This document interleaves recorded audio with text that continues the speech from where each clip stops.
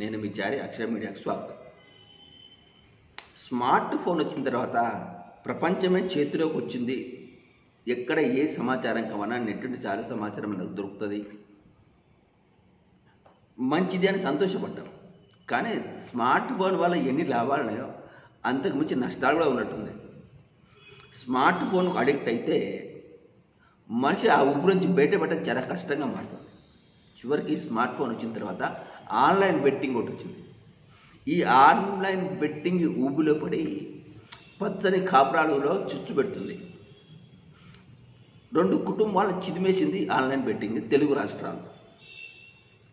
అదే యువత online betting ఎలా అడిక్ట్ అవుతున్నారు, వీళ్ళ విషయంలో ఎలాంటి జాగ్రత్త తీసుకోవాలనే విషయాన్ని ఎవరు మన మేధావులు ఉంటారు కదా, సైకాలజిస్ట్, వాళ్ళు తల్లిదండ్రులకు కూడా కౌన్సిలింగ్ ఇవ్వాలి. ఆ తర్వాత ఆ పిల్లలకు కూడా ఇవ్వాల్సిన సెల్ ఫోన్ వల్ల ఎన్ని నష్టాలను చెప్పాల్సిన అవసరం ఉంది.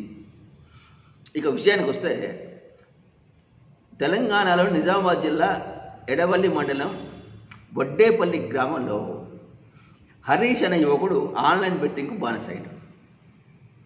ఈ ఆన్లైన్లో దాదాపు 30 నుంచి 50 లక్షల వరకు పోగొట్టుకున్నాడు. దాంతో ఏంటంటే ఆ అప్పు తీర్చడానికి, బెట్టింగ్ డబ్బులు తీర్చడానికి తల్లిదండ్రులు కలిసి భూమి అంతా అమ్మిండు. అయినా కూడా సరిపోలే, పాపం పొలం అమ్మినా సరిపోలే. ఇంకా చివరికి చేసేది లేక హరీష్ వాళ్ళ అమ్మ నాన్న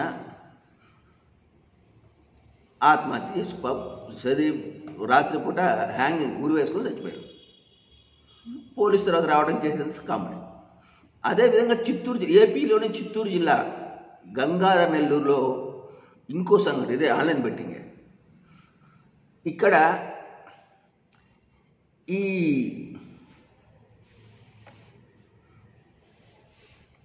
ఒక అబ్బాయి ఏం చేసినట్టే, యువకుడు కోర్టు బాధకు బెట్టింగ్లో పోగొట్టుకున్నాడు.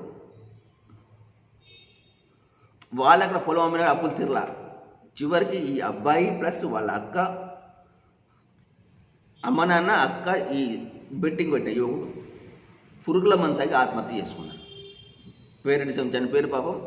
అక్క సోదరుడు మాత్రం చౌపతికి మధ్య కొట్టుమిట్టి ఆడుతున్నారు. ఇది కేసు అయింది. అంటే తెలంగాణలో ఒక కుటుంబాన్ని, ఏపీలో కుటుంబాన్ని చిదిమేసింది ఈ ఆన్లైన్ బెట్టింగ్. కాబట్టి యూత్ సెల్ ఫోన్ వాడితే అవసరాలకు వాడుకోండి, కానీ ఇలాంటి బెట్టింగ్లకు, పబ్జీ గేమ్లకు, ఇంకేదైనా బానిసలు అయిపోతే మీ జీవితాలు నాశనం కాదు, మీ కుటుంబాలను కూడా చిదిమేస్తుంది ఆన్లైన్ బెట్టింగ్. ఈ విషయాన్ని విద్యార్థులు, ముఖ్యంగా యూత్ తెలుసుకోవాల్సిన అవసరం ఉంది. లేదంటే ఆన్లైన్ బెట్టింగ్ అప్పుడు బాగానే ఉంటుంది. తర్వాత ఓడిపోతే అప్పులు తీర్చడానికి నీ ఆస్తులు అమ్ముకోవాలి, తీరకపోతే ఇలా కుటుంబాలని బలిపెట్టుకోవాలి. కాబట్టి ఆన్లైన్ బెట్టింగ్ వల్ల ఇలాంటి నష్టాలు ఉంటాయి. పచ్చని కాపురాలని, కుటుంబాలను చిదిమేస్తుంది.